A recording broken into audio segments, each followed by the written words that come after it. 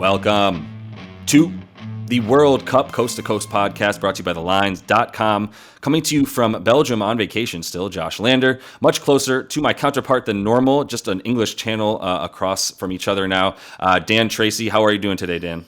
Very well, thank you. Yes, we're just a ferry boat away from each other now, not a cruise liner that we were before. So we're getting closer. The European tour is bringing us these forces together. So good to see you again, mate. Yes, sir. Good to see you again. Good to be seen. Vacation or the like can't stop me, despite how frustrated my wife may be with me, that I continue to talk about World Cup odds at this time. But it's important that we continue to do so as we are, just 8 days, a week or so, depending on where you are in the world right now, from the start of this World Cup. And in this video here, Dan, we're going to be starting to look at the final two groups here. We obviously talk about the group that has Brazil in it as well, as this is day 4 matches that we're looking at here. Do make sure to like and subscribe to that page. Like I said, we're bringing you all of these game videos talking about the different ways and fun ways to bet on football or soccer, depending on what you would like to call it. We also have on thelines.com all of Dan's great articles, written content for you about each and every one of these games, about the groups, all the stuff we're talking about here in the videos as well, and a bit more, just so you know, obviously written content. Dan has the ability to scrutinize these things a little bit more for you guys and give you a few more details. Make sure you're checking all that out using the odds finder tool. Dan's got that embedded in all of his articles on thelines.com. It's our great tool that you can use to make sure you're shopping all of these great lines and opportunities, props, the like, to the best of your ability across these U.S. sports books. Dan, let's get into that first game of the day on the fourth day of matches. As I mentioned, the Brazilians are in this one against the Serbians. Obviously, pretty big favorites here. Not the biggest of the day, I will say, as Serbia is at least a respectable squad in the world. That's for sure. Minus 235 for the Brazilians to win outright, and a draw in this one even less likely as well. Plus 340, which is pretty high for a draw. A lot of times you see that closer to plus 200, maybe 240. But plus 340 for a draw. Obviously, there's a lot of sentiment that the Brazilians will not draw, as that's not something that they do consistently. They're either putting in a bunch of goals, or they're honestly getting a bunch of goals scored on them when they sort of lose their focus and their mental edge that they often have over most teams they face. What's the starting point here for talking about this game and trying to bet upon it? Well, these two teams met 4 years ago in the World Cup in the group stage. That time it was a 2-0 win for Brazil. So a good starting point might be backing the same scoreline. That is roughly plus 650, plus 700 at the moment, depending on your sports book. So that's not a bad starting point if you're looking for a correct score. If you want to maybe make it more simple, shall we say, let's go for Brazil to win both halves at plus 105. So again, it's not going to make sportsbook sweat too much, but it probably is going to be a bet which at least boosts your bankroll in the first week of the World Cup. So that's a good direction to take. Also, goals, of course. Brazil, we all love their abundance of attacking talent. They are a bit more pragmatic in recent years, but with the likes of Neymar, Richarlison, Gabriel Jesus, the list goes on. There's so many players who could score a goal. You're looking at the over goal market as another starting point. And also, you shouldn't forget Serbia's own attacking power. Alexander Mitrovic has had a fantastic start to the Premier League season. He's been injured the last couple of weeks, but he's expected to be fit for Qatar. So if he brings his A game to the table as well, over 3.5 goals in total at plus 250, almost looks a banker. I like that. I like that a lot. So let me just put this to bed then. Is there any opportunity here or any sort of world where you see the Serbians able perhaps an early goal? I know, you said you like the opportunity to sort of build your bankroll here at the beginning of the World Cup by betting on the Brazilians to win both halves, right? And take some of these bets closer to even money. So at least you can find a way to make it worth your while to bet on a team like Brazil. Any chance, though, like I said, putting this to bed, maybe talking about it, but is there any opportunity here where the Serbians score early and then that sort of puts Brazil on their heels and then you see a few more goals come in perhaps for Serbia? Yeah, that might be the key. I mean, I mentioned Mitrovic for Serbia. If they get the first goal, it just makes things more interesting. This game is far from a foregone conclusion, but you would imagine Brazil, if they get the first goal, they have the ability to tighten things up and let their attacking players flourish. So it's going to be... that first goal is going to be vitally important. Sometimes it's ebb and flow that the team who scores first will then end up losing. That might be the case here in this game. But if Mitrovic can cause a bit of trouble, it might make things just a little bit more interesting from a betting point of view, especially in play. That's another thing to consider. We haven't really referenced at the moment. So always keep an eye on how the game is developing, because there's always value to be found, especially if the favourite goes behind. So keep that in mind. But I think goals is probably the best route if you're looking for more value. If you just want a little bankroll builder, to go for Brazil in both halves. Yeah, and I like what you say as we transition to the next game as well on this fourth day of matches. I would say soccer, for those who are sort of new to this, is a sport where live betting is something that I personally love doing because of the fact that the strategy that a manager will employ is so crucial to understanding the flow of the way the game will be played. Obviously, for some teams who are who are underdogs in these situations, they're either going to either just go, for lack of a better phrase, balls to the wall and just go all out attack and just try to make it a sort of disarray, right? And just score a bunch of goals, get a bunch of attack, even if they give up a bunch of goals. Some teams want to just pack it in and sit back and wait in their own third and wait for the other team to bring it to them, in which case, now once you see that open up, you realize that the flow of the game might be one way or the other and that the pace is super important in this sport. So live betting football, if you will, is definitely a wise move as you see this opening day for many of these teams, so you can understand how they might be trying to play this World Cup. Let's move on to the next game. As I said, Dan, Switzerland and Cameroon here.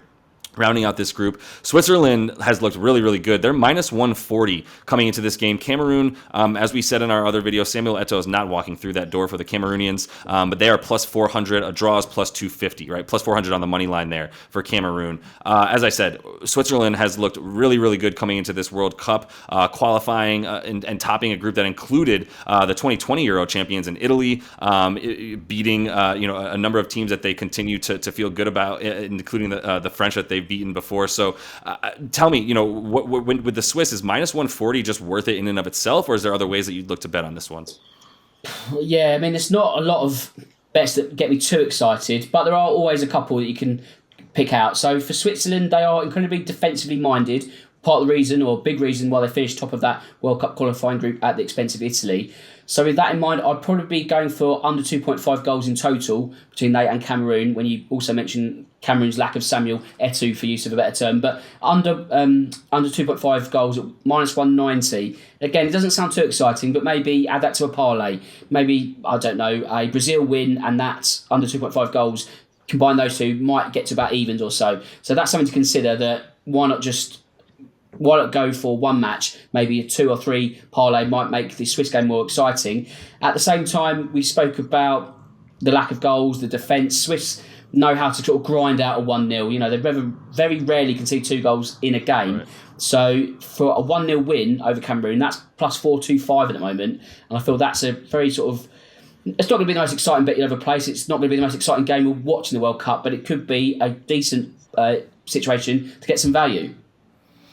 Yeah, for sure. I think the fact that the Swiss will be happy to sort of sit back and not worry too much if they can get their goal and control things a bit more. I think the Cameroonians will be looking to use some speed up top. Not something that you really fear for the Swiss, that they would be taken by surprise in that sense. So you can feel pretty good about them winning. I think the minus 140 itself, like we keep saying, look, this is the first round of matches. I don't need to start going out crazy and finding 4-1 odds. I just need to start making some money because I'm starting things off. There's 4 weeks of this, so let's give it some time, and then I think you can start to feel pretty good about building up a bankroll during these group stages. So moving on to the third game and moving on to another group here, as we have Uruguay and South Korea.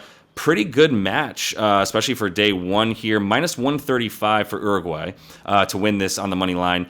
South Korea's plus 390. So I don't know. That feels a bit off. That's my starting point for looking at this game, Dan, is why is one team all the way as short as minus 135, yet for the other team to win outright plus 390? I suppose you feel a bit, the draw at plus 245 is something that could be potentially, in play as well. But I don't know, plus 390 for a team that to win that, I don't know. I like some of the pieces that they have enough, and I know that the Uruguayans at times it's sort of a hotbed team, if you will. At times they can be up and down. The ceiling can be very high, but the floor can also be super low if they don't come correct early. So where do you start with this game and looking at value?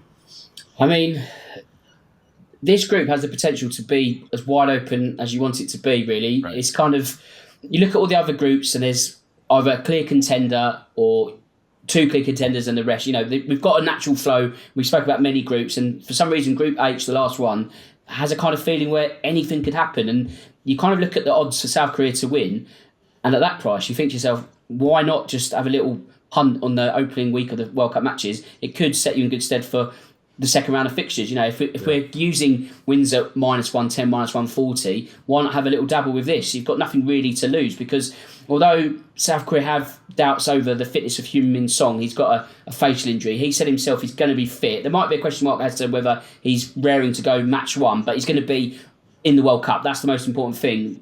Uruguay, they blow hot and cold in such difficult measures that they are incredibly hard to read from a betting point of view, to the point where you don't really want to bet on them because they can burn your fingers so many times. However, I'm going to burn my own fingers and back Uruguay, because without Son at full pelt, I feel the balance of power goes back to Uruguay. That's maybe why the odds are as they are at the moment. So I've gone with Uruguay to draw first blood in the group, and with also a handicap of +1. So that means South Korea get a goal head start, and Uruguay would need to win 2 goals without conceding in the actual match itself to then technically win 2-1, if that makes sense. So if that happens, if it's a 2-0 win on the pitch, you put in the handicap as well, 2-1 Uruguay win for the sports books, that's +155. So I feel that's a good bit of value there. Yeah. And also, if South Korea are struggling with goals and Heung-min Song is sort of lacking in terms of his firepower, Uruguay win to 0 at +125 is also another good bit of value. So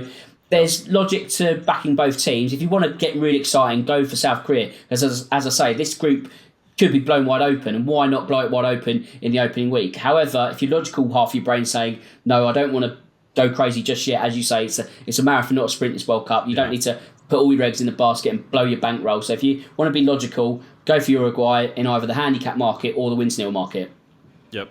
No, I feel it. I mean, look, I'll be honest. I'm going to find a game that I can bet on chaos, and I'm going to find one where I get that 3.5 or 4-1 odds, and I'm gonna hit it, and I'm gonna bet on probably a few of them, because I know one is coming. I can feel it in my blood in this opening round. I don't know. I don't feel like a team like the Germans is next set up for chaos. I think I'm feeling a South American squad of some kind, and I know a team in Europe as well. Whether it's like the Belgians or I hate to say maybe the British, there's somebody who's ripe for it. I'm gonna find them, Dan. I promise. But it's not gonna be this last European side that I'm going to finish us off on this video with in terms of the Portuguese. The Portuguese have always been a team that have firepower. They have incredible individual talent all the way back to Figo and before, right?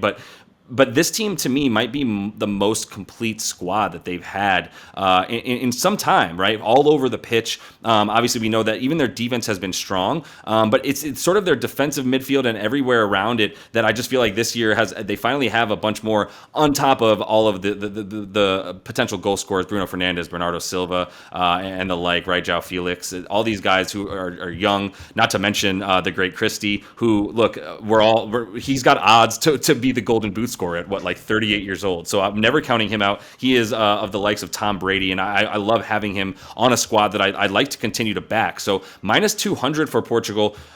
Not a lot there, but I'd be willing to put $500 on that to make $250 back, just for how good I feel about this Portuguese team. I see this as like a 2-0, maybe 3-1 type of game in this one against Ghana. They beat the Ghanaians, it's 2 World Cups ago now, about 2-1, so slightly different squads as well. But the Ghanaians were better at that time, to be honest. So you're backing the Portuguese on this one, I imagine? Yeah, I mean, look at Cristiano Ronaldo. As you say, he's evergreen for his country. He may not be doing it for Manchester United at all, but if you leave that addition of Ronaldo back at home and he brings his A game to Qatar, then the rest of the world are going to have to sit up and take notice once again, because, as you say, the balance of the Portuguese team is as strong as it ever was. They won the European Championship 6 years ago, maybe not by fluke, but they kind of lucked their way into the knockout stage, and then they kind of just ground out wins afterwards. It wasn't pretty, but they did what they needed to do. Now they've got even more kind of firepower, and that's without the absence of Diogo Jota as well. So it's looking quite scary. So in terms of a bet here to start with, I'd go with Cristiano Ronaldo. Who else? I'd go with him to open the scoring against Ghana, because Ghana, again, this could be a chaos game in terms of when they face Uruguay or South Korea, but I don't think they're going to bring the chaos to this fixture. So if you're looking for anyone to score first, it's not going to be the boldest bet, but sometimes, especially in week one, you just have to keep it logical, simple, build that bankroll. And with that in mind, Ronaldo to score is the perfect bet to make. Also, in terms of another pick, the point spread. So I've gone for Portugal with 1 Sorry, I've gone for Portugal with minus 1.5. So that means if they lose 1-0, they're still up by 0.5. If they draw, they still are up by 1.5. So as long as they don't lose by 2 goals, they'll be absolutely fine. I don't see that happening. So with that point spread, you can get plus 125 on that happening. So Portugal with that little bit of point spread, that buffer of insurance, that's where the value is in this game. I love it. Yeah, no, I love that. If I'm getting those goals like that from Portugal, I feel very, very good about that. So that's going to wrap us up here for today as well, Dan. As I said, make sure to like and subscribe to that page. We're coming back to you guys with all these game videos throughout the World Cup, which starts in just roughly 8 days for us, depending on where you are, in which hemisphere you live. And also going to be coming to you on thelines.com as well. So make sure you're checking out all of Dan's great written content on there. We'll be coming back to you guys very, very soon with a few more of these. And until we see you next, happy betting.